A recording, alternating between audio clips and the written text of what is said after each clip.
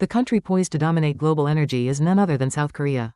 Despite the G7 countries investing trillions of dollars, Japan has struggled to achieve its ambitious energy technology goals. In contrast, South Korea has exceeded expectations in this challenging field, leaving the world amazed. This achievement is not just a new record.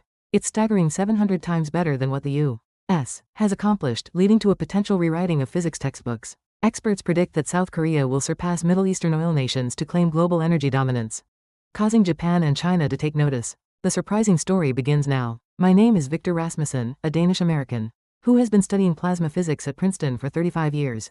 Like every day, I arrived at the lab at 5 a.m., holding on to hope that today might be the day we finally break the 10-second barrier. I have dedicated more than half of my life to this pursuit. And each day, as I head into the lab, I dream of creating something hotter than the sun. You know, the dream of keeping plasma stable. Victor, the vacuum chamber appears to be off today. Alex Huang, my colleague, came over with a worried look. He's Chinese-American and my most trusted partner. What's wrong? We detected tiny cracks. However, the computer indicates that the experiment can still proceed. I hesitated for a moment. This was a major experiment with Defense Department officials observing. We had to present results for a project that the U.S. government had invested $3 trillion in over the course of 10 years. Let's go ahead then. The sensors say it's fine, so I made the worst decision of my life.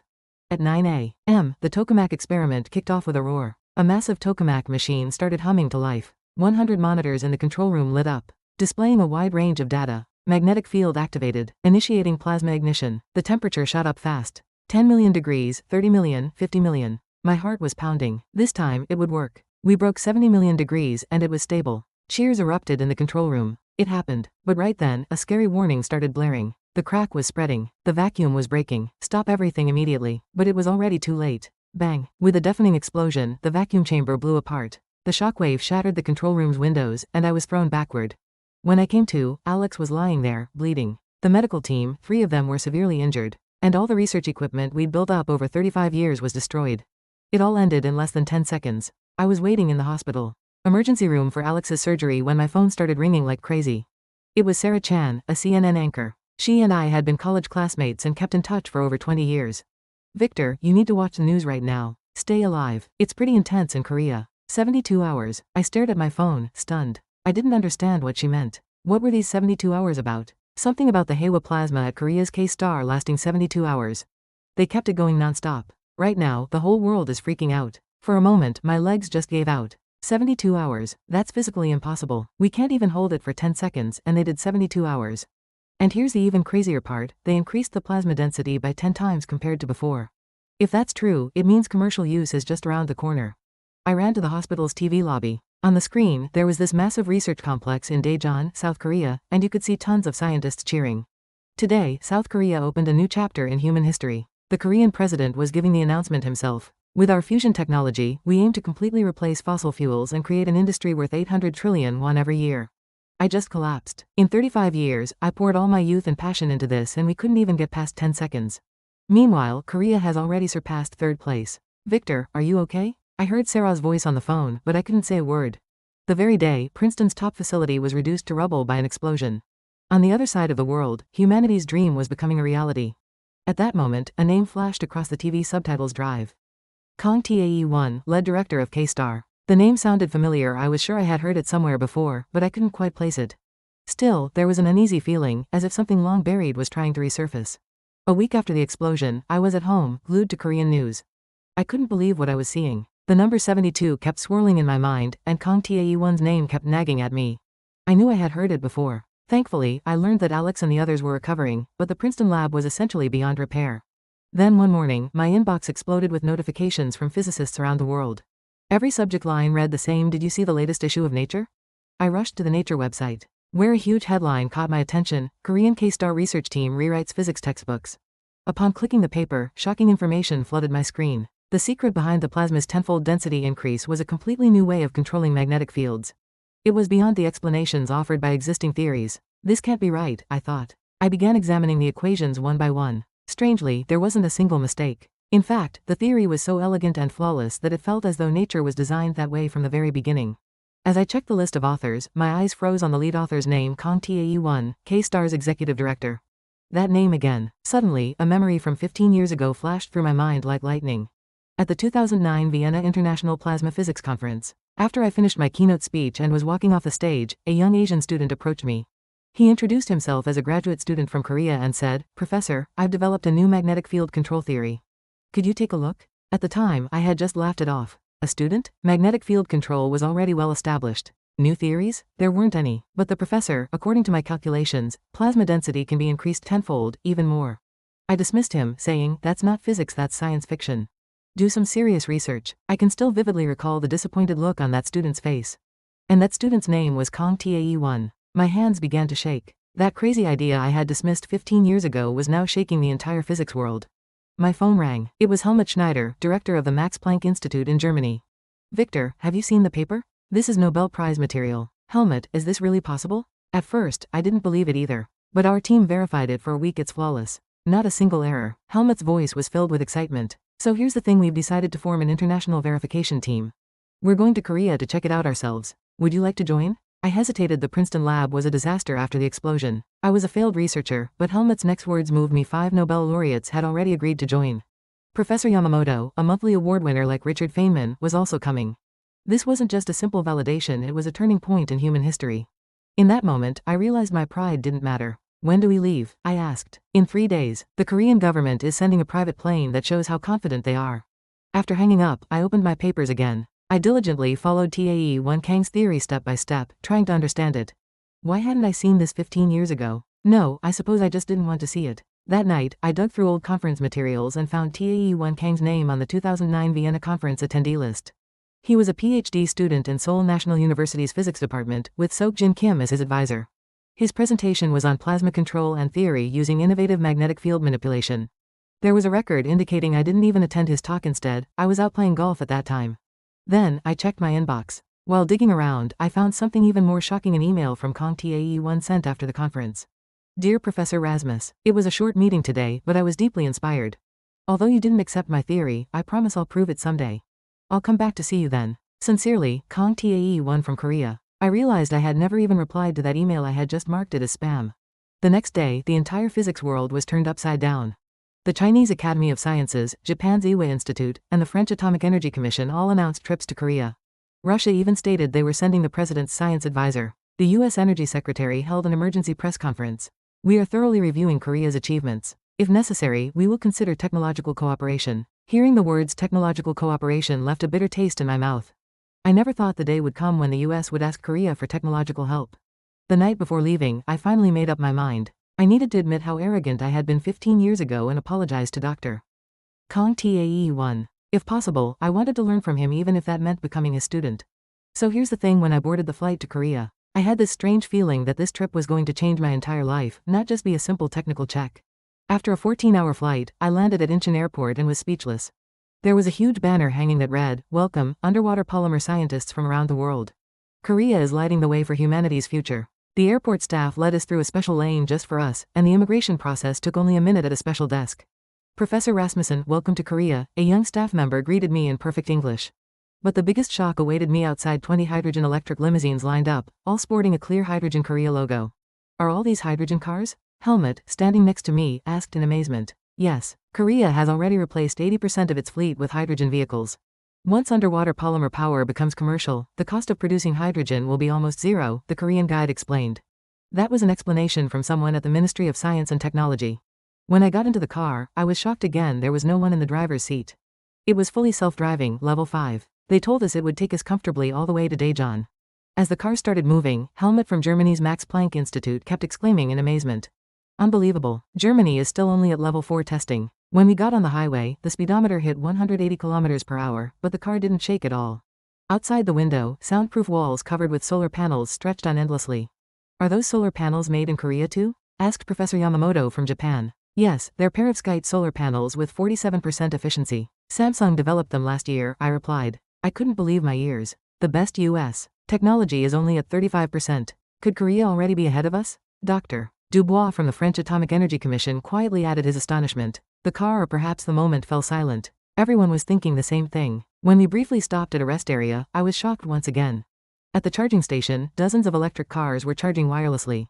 As soon as you parked, the system began charging automatically, reaching up to 80% in just 5 minutes. Helmut shook his head at the guide's explanation. "In Germany, it still takes 30 minutes. The bathroom was a surprise too. The toilet automatically checked your health, and the mirror displayed today's health information: normal digestion, high stress levels, need for more rest. Victor, look at this, Helmut called to me. Robots were making and serving food in the rest stop food court. You ordered by gesturing at a holographic menu. Has Korea already completed the fourth industrial revolution? Petrov, the Russian scientist, muttered. As we got back in the car to head to Daejeon, I kept staring out the window. Huge data centers had replaced the fields that used to be there, and drone taxi landing pads were now everywhere in the city.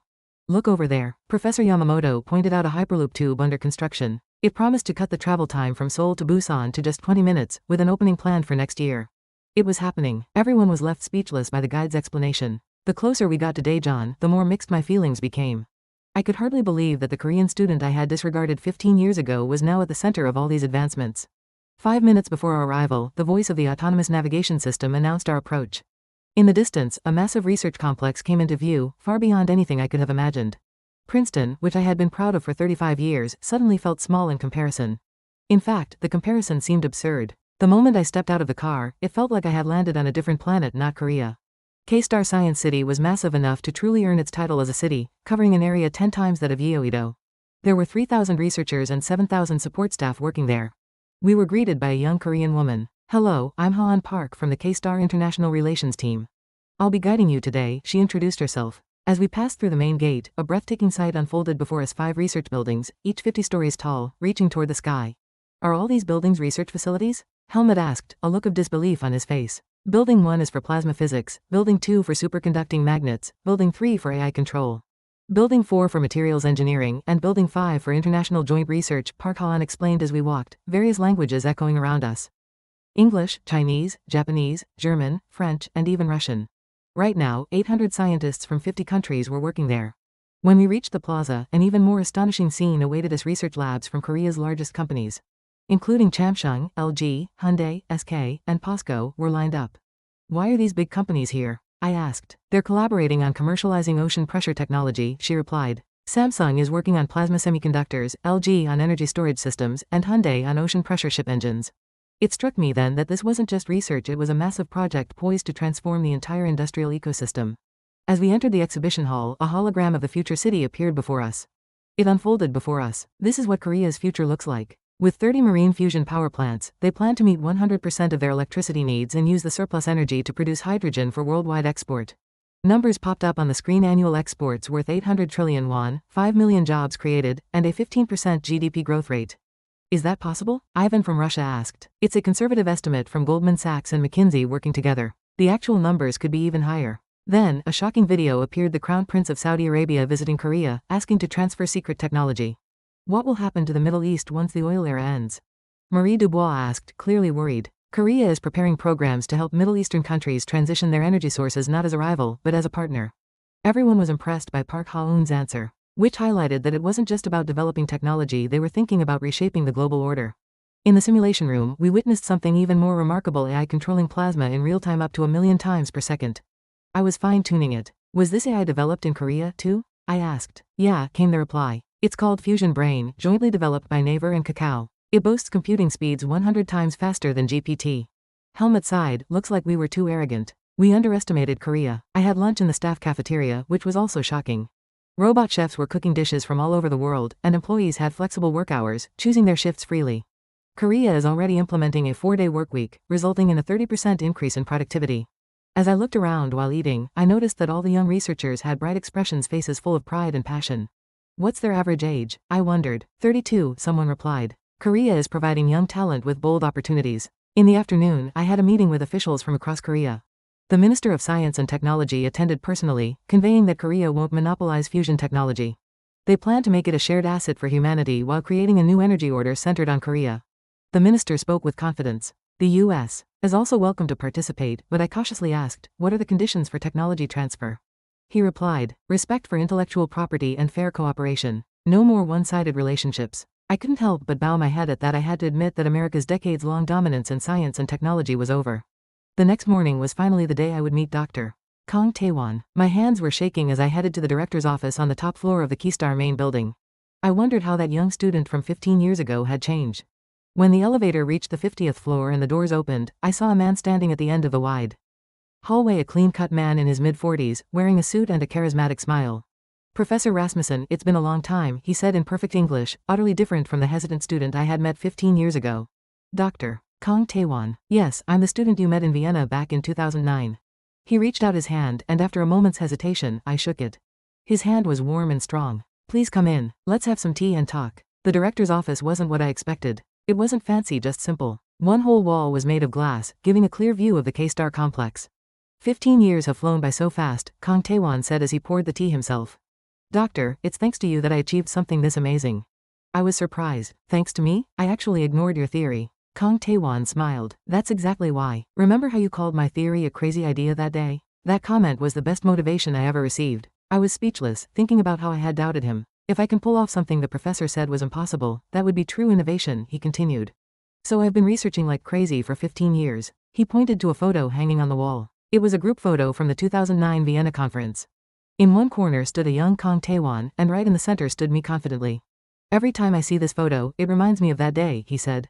Someday, I promised myself I would prove the professor right. I'm genuinely sorry. I bowed my head. No need to apologize. I'm the one who should be thanking you. Without you, I wouldn't have gotten this far. Kang Tae-won picked up the remote and turned on the wall screen, which displayed complex formulas.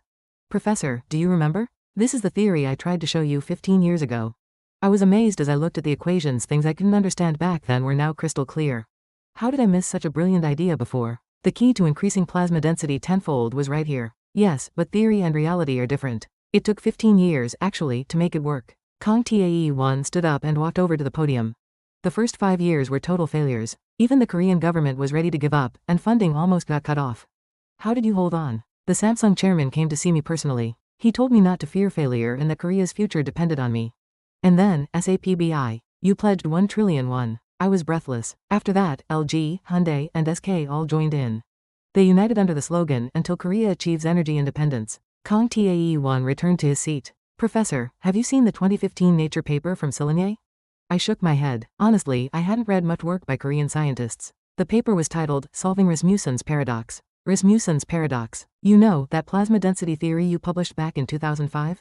The paper claimed to have found a way to break it. I was shocked. Someone had written a paper challenging my theory. But why didn't they reach out to me? I waited for the professor to come to me first, but he never did.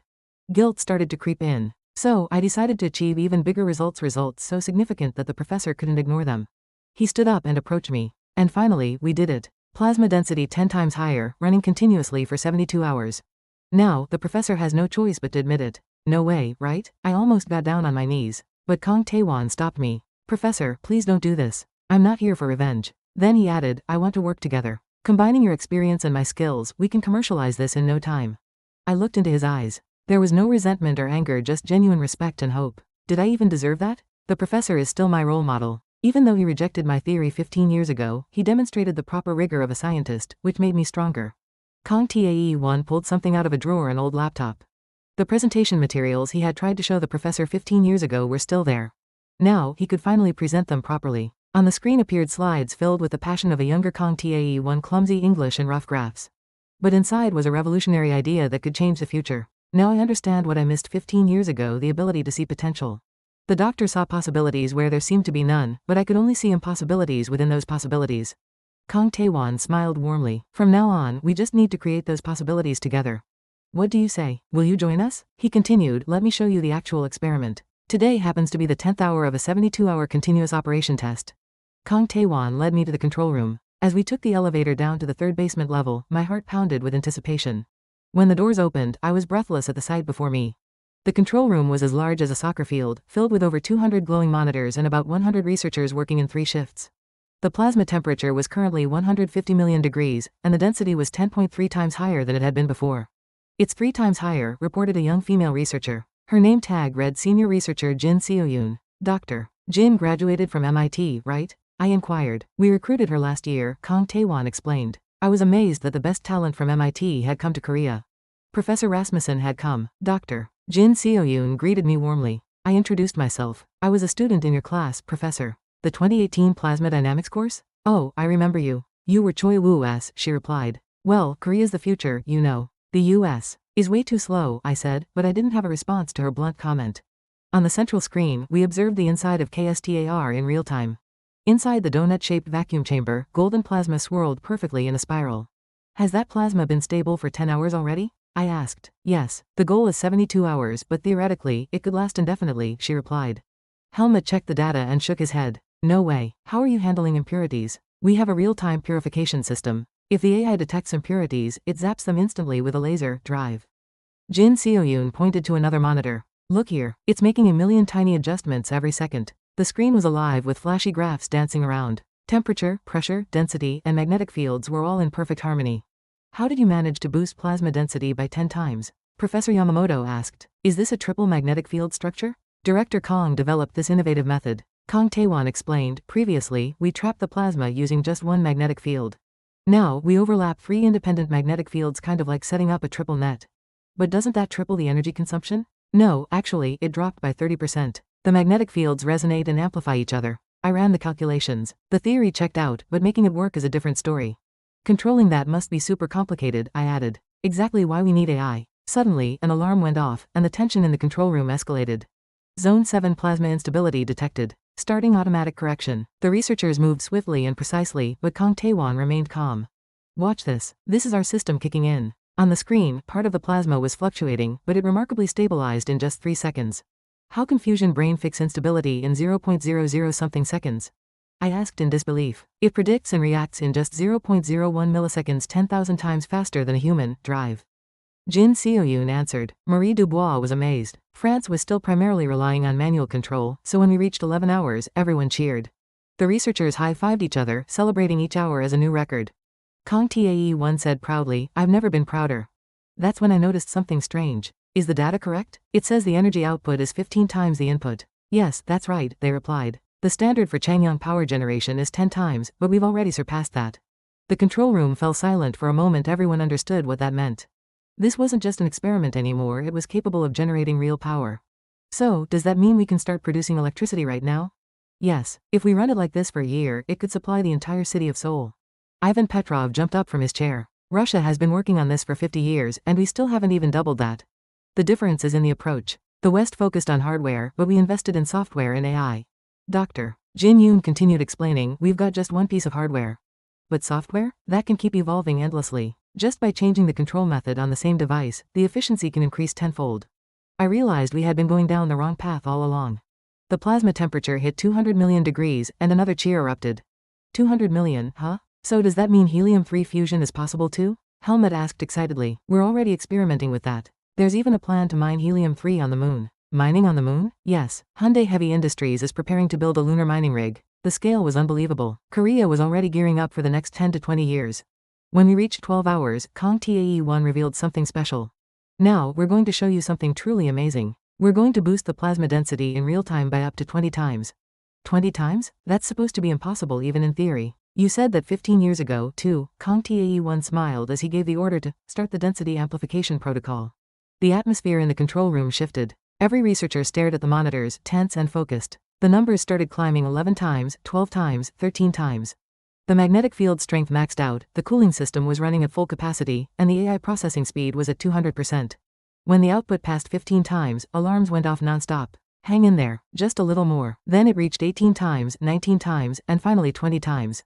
The control room erupted with cheers, almost as if it were going to explode.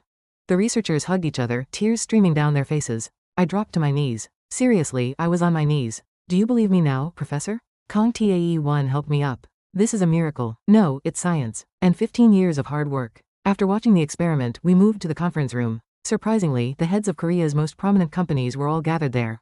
Let me introduce them: Samsung Electronics Vice Chairman Lee Jae-won, LG Chairman Koo Ban, Hyundai Motor Chairman Chung Ae-sun, and SK Chairman Chae Tae-won.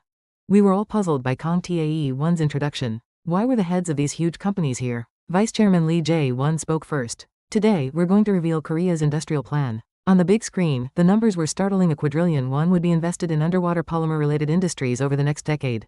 Helmut took a breath. $1 quadrillion? That's a quarter of Germany's GDP. Meanwhile, Samsung is developing fusion semiconductors. Vice Chairman Lee Jae-won explained that these are specialized semiconductors designed for controlling underwater polymer power plants. They are 10,000 times faster than regular semiconductors and consume only 1/100th of the power. A chip diagram appeared on the screen, displaying complex circuits that resembled a piece of art. Prototypes have already been created, with plans for mass production starting next year. Expected annual sales are projected to be around 200 trillion won. Chairman Koo Ban-sung took over the presentation. LG has developed a hydro-pressure energy storage system, a battery capable of storing 1 terawatt-hour.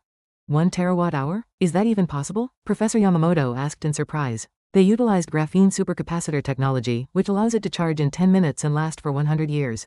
Then it was Chairman Chung Aui-sun's turn. Hyundai is developing ships and aircraft powered by hydro-pressure engines. A futuristic cargo ship appeared on the screen, one that can circle the globe 100 times on a single charge. They plan to customize both the ships and the airplanes, creating a hybrid system that combines hydro-pressure and hydrogen jet engines. A flight from New York to Seoul would only take 2 hours. Chairman Choi Tae-won made the final announcement. SK is building artificial sun power plants. Each plant will have an output of 10 gigawatts. A map appeared on the screen, showing the locations of 30 plants across Korea, with plans to build 30 more to meet 150% of Korea's electricity needs. The surplus electricity will be converted into hydrogen and exported. Ivan Petrov began to crunch the numbers. So, does that mean Korea will become the world's largest energy exporter? He asked. Yes, it is expected to be 3 times the size of Saudi Arabia's exports. I was stunned. Korea, with no oil, becoming the top energy exporter? How much government support is there? Dubois inquired. The government only removes regulations and provides land. All the funding comes from the private sector, Kang Tae-won clarified. He added that Korea has created a new model of public-private cooperation, where the government sets the direction and companies handle execution. Is it definitely profitable? I asked. Vice Chairman Lee Jae-won responded, the cost of hydro-pressure power generation is 0.1 cents per kilowatt, which is 1/100th of the current electricity rate. This means a 99% profit margin. Plus, since it produces 0 carbon emissions, there's no carbon footprint, and we even receive subsidies from the UN. Chairman Koo Bon-sung added, we've already signed power export contracts worth 100 trillion won annually with the European Union. Japan has also requested a contract worth 50 trillion won. Helmut sighed, so, Europe is going to become dependent on Korean energy, huh? It's a partnership, said Chairman Chung Aui-sun, trying to reassure him. We need European technology too. Just then, the door opened and a young employee came in. Breaking news: Apple has requested an exclusive contract to supply Korean hydro-pressure batteries. Tesla is limiting joint development of hydro-pressure cars. Amazon says they'll buy all the data center power from Korea. The control room buzzed with excitement from the news. Chairman Choi Tae-won smiled and said, this is just the beginning. In 5 years, Korea will control 50% of the global energy market. What about the Middle Eastern countries? Someone asked. Can we do that? Kang Tae-won answered our question, explaining that they are already in negotiations with Saudi Arabia, the UAE, and Kuwait. The project aims to convert oil facilities into hydrogen power plants. Korea will transfer the technology and receive royalties for the next 30 years.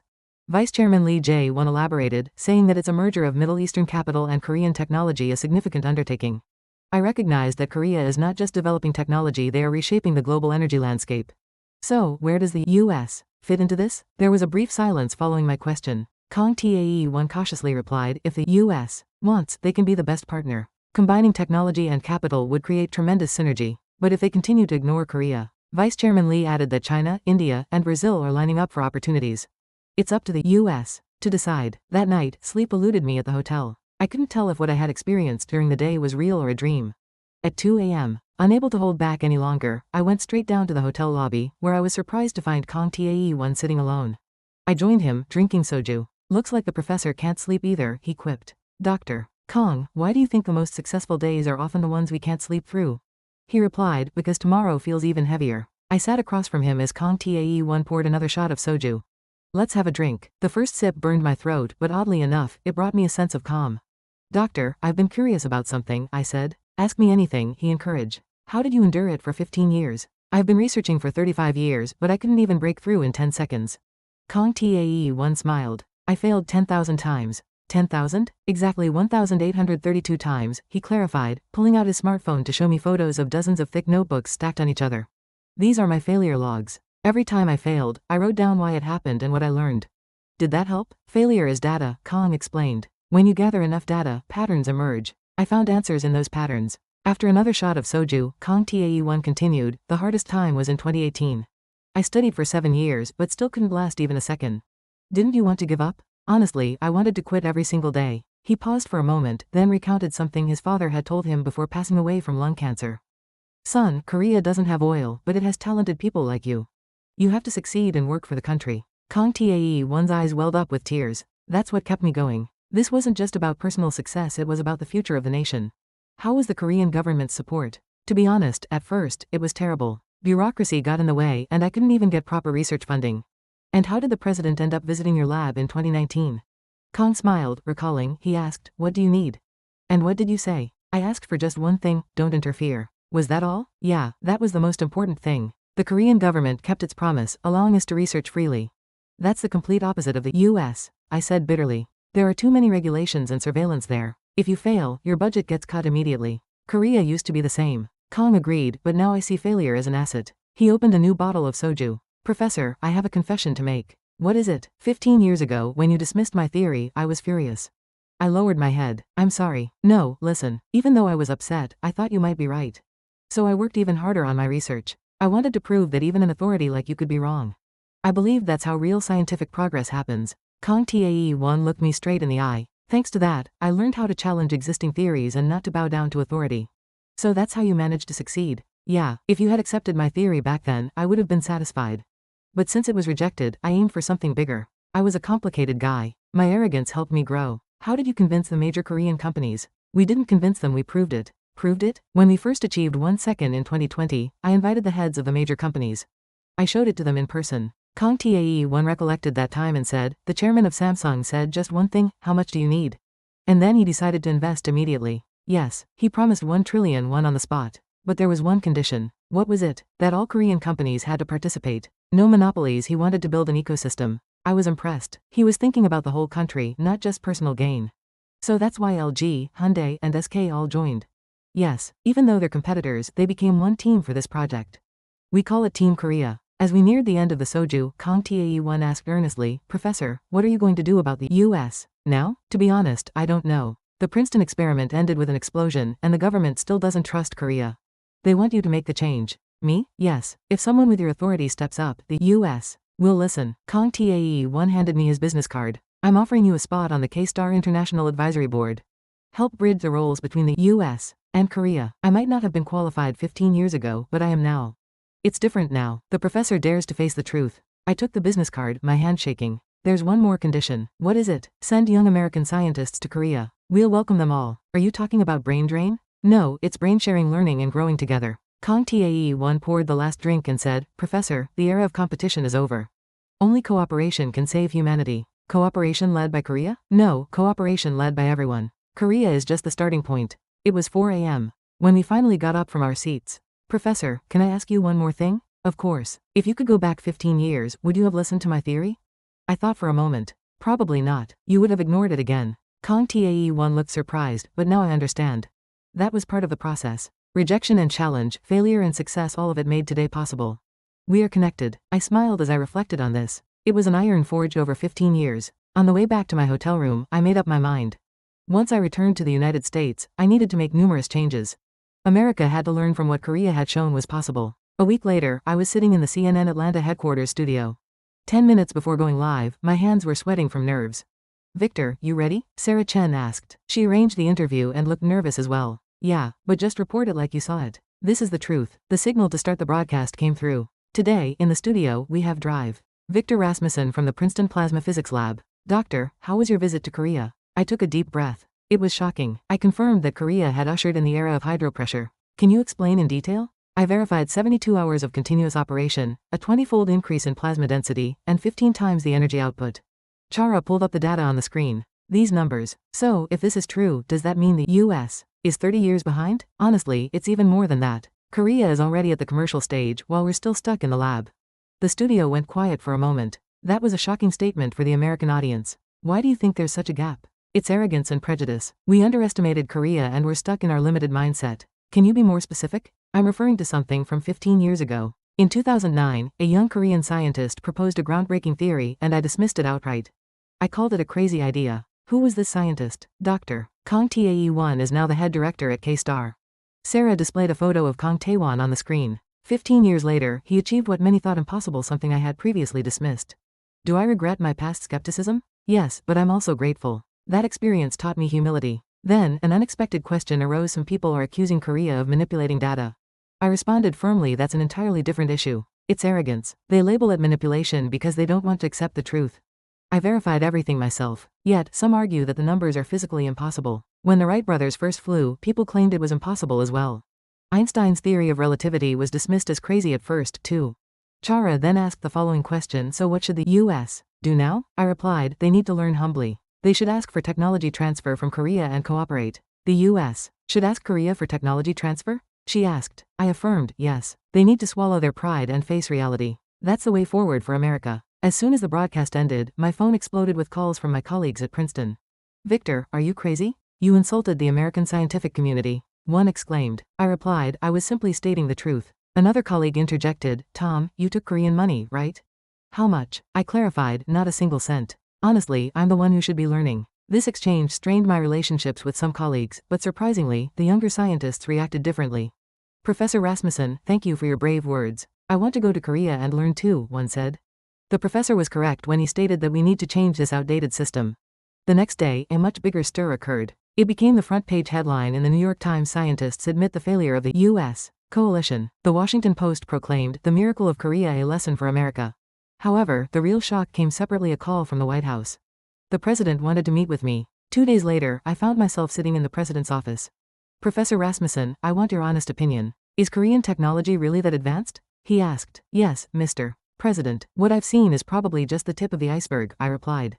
The president sighed. Some people still don't believe it. Send a team over. Once they see it, they'll believe. A week later, a U.S. delegation visited Korea. Upon their return, they held an emergency meeting. The chair of the Changwon Energy Committee announced, we're limiting full cooperation with Korea. The future of America is at stake. However, there was also strong opposition. Some argued, are we supposed just to swallow our pride? What about other Asian countries? The debates continued, but eventually, the reality had to be accepted. President Trump stepped in and proposed a Korea-U.S. Energy Alliance. A virtual summit with the South Korean president was broadcast live worldwide. Welcome, let's build the future of humanity together. In that moment, the world order changed. It marked the end of Pax Americana and the beginning of a new era of cooperation. 6 months later, the world was transformed. At the opening ceremony, Chairman Kang Tae-won made a declaration, and representatives from 192 countries rose to their feet in a standing ovation. The most significant change occurred in the Middle East. The Saudi Crown Prince personally visited Korea and announced the end of the oil era and the start of the Energy Alliance era. With Korea's help, oil prices plummeted to $10 a barrel, prompting Middle Eastern countries to rush to sign technology cooperation deals with Korea. Putin from Russia also made moves, stating that instead of gas pipelines, he would build an Energy Alliance power grid. China went even further, shutting down all coal power plants. The craze for the Korean language also surged. Harvard, MIT, and Oxford have made Korean a mandatory subject.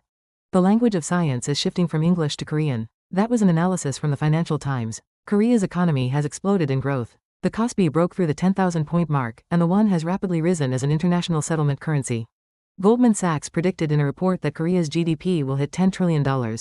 I'm currently living in Daejeon, working at Mail K-Star alongside young scientists. Yesterday, we had a special announcement: the plan to build a fusion power plant on Mars. It's a joint project between SpaceX and Korea. We're planning to create an artificial sun on Mars. It's the first step toward humanity becoming a multiplanetary species. Everyone cheered at Kang Tae-won's words. This morning, I gave a video lecture to my juniors at Princeton. Let go of prejudice. Learn humbly. That's the mindset of a scientist. One student asked, Professor, do you have any regrets? I told them, I don't regret leaving the U.S. I didn't leave the U.S. I just moved on to a bigger world. After the lecture, I headed back to the lab. I met Kang Tae-won. Professor, there's a new project restriction. What is it? It's the Changwon Fusion Project. You say it's impossible? You said the same thing 15 years ago, didn't you? We looked at each other and laughed. This time, I'm going to believe it's possible. Outside the window, a new experimental building for K-Star was being constructed. Believing that another miracle would be made there, the future of humanity looks bright. Thanks to Korea's artificial sun. So, what did you think about the shocking truth of Korea's fusion technology experienced firsthand by an American scientist? His confession that he saw the future the moment he let go of his prejudice gives us a big lesson, too. Please share this story so more people can learn about the new energy era Korea is creating. And don't forget to subscribe and like. We'll be back with even more amazing stories next time. This has been Self Heal. Thank you.